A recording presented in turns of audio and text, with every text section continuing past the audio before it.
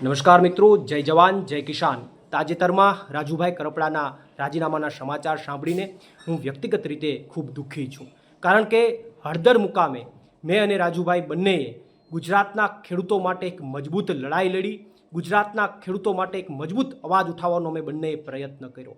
અને ત્યારબાદ આ ગુજરાતના ખેડૂતોની લડાઈને તોડી નાખવા માટે, ગુજરાતના ખેડૂતોની આ ક્રાંતિને પૂરી કરી દેવા માટે ગુજરાતની આ ભાજપ સરકારે મને અને રાજુભાઈને અને બીજા અન્ય નિર્દોષ ખેડૂતોને ષડયંત્ર કરી અને 108 દિવસ સુધી અમને જેલમાં ગોંધી રાખ્યા, ખોટી રીતે અમને જેલમાં નાખ્યા. જેલમાં પણ આ ભાજપની સરકારે અમને યાતનાઓ આપવામાં કંઈ બાકી ન રાખ્યું, અમને હેરાન કરવામાં કંઈ બાકી ન રાખ્યા, અમારી ઉપર પ્રેશર બનાવવામાં પણ આ ભાજપની સરકારે કંઈ બાકી ન રાખ્યું. અને એટલા માટે મને શંકા છે કે બીજેપીની આ પ્રેશર ટેકનિકના કારણે ક્યાંક અને ક્યાંક રાજુભાઈએ રાજીનામું આપ્યું હોય એવી મને શંકા છે. પરંતુ હજુ પણ અમારા પાર્ટીના તમામ નેતાઓ અને મારે પણ રાજુભાઈ કરપડા સાથે વાત થઈ નથી. અમે એમની સાથે જ્યારે વાત કરીશું ત્યારે અમને ચોક્કસથી યોગ્ય કારણ જાણવા મળશે, અને જ્યારે યોગ્ય કારણ જાણવા મળશે ત્યારે ચોક્કસથી અમે ગુજરાતની જનતા સામે એ યોગ્ય કારણ મૂકીશું. આભાર. પ્રવીણ રામ, પ્રદેશ ફ્રન્ટલ અધ્યક્ષ, આમ આદમી પાર્ટી.